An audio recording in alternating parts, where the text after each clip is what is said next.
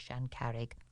All the eatables were kept inside the school building, and when the last notes of the last hymn died away, Mr. and Mrs. Kelly withdrew indoors to get them. Father Gunn decided to go and help. Quietly he moved into the school to find a scene of total confusion. Mr. and Mrs. Kelly and young Madeline Ross, who was going to try for the post of junior assistant mistress with them the following term, stood frozen. "What is it?"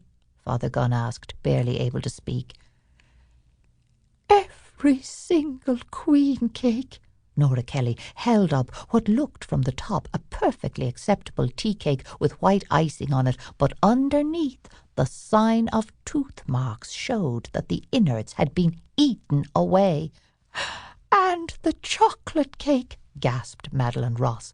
The front of the cake looked delectable, but the back had been propped up with a piece of bark, a third of the cake having been eaten away. "It's the same with the apple tarts." Nora Kelly's tears were now openly flowing down her cheeks. "That foxy Dunn I should have bloody known." Jim Kelly's face was working itself into a terrible anger. "The little bastard said he'd help with the chairs, brought a whole gang in with him." "Stop saying bloody and bastard to Father Gunn," said Nora Kelly. "I think it's called for," said a grim Father Gunn. "It's all ruined," Madeline Ross said.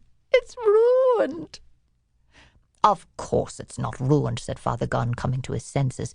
"Get the teapots out, call Mrs. Kennedy to help you, get Connor Ryan from the hotel to start pouring the lemonade, and send Dr. Jims to me as quick as lightning." Madeline was out the door in a flash. The doctor arrived, worried in case someone had been taken ill.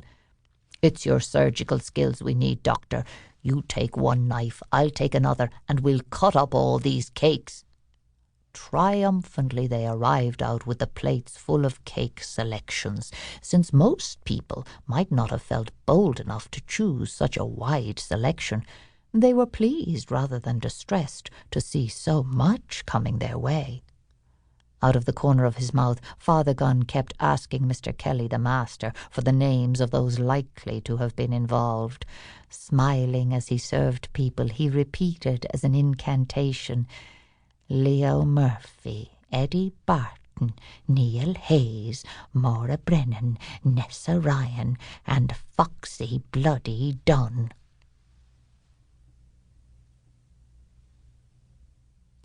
As the gathering neared its end, Father Gunn assembled the criminals together in the school.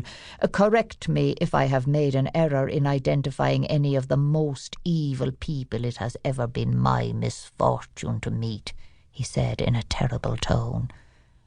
Their faces told him that his information had been correct. "Mr. Kelly is a man with large hands," said Father Gunn. "He has declared his intention of using them to break your necks.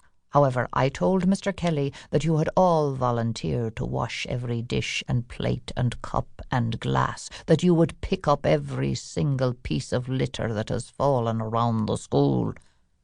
There was silence. "When other bad deeds are hard to remember," Father Gunn went on, "this one will always be to the forefront of the mind. This June day in 1950 will be etched there forever." He could see that Eddie Barton and Maura Brennan's faces were beginning to pucker. He mustn't frighten them to death. "So now," he said, "you will join the guard of honour to wave goodbye with your hypocritical hearts to his grace whose visit you did your best to destroy. Out!" He glared at them. "Out! This minute!" Outside, the bishop's party was about to depart. The bishop was moving from person to person, saying that it did the heart good to get out to see God's beautiful nature from time to time. "What a wonderful tree this is." He looked up at the copper beech as if to thank it. "And what's all this writing on the trunk?" Father Gunn heard the Kellys' intake of breath.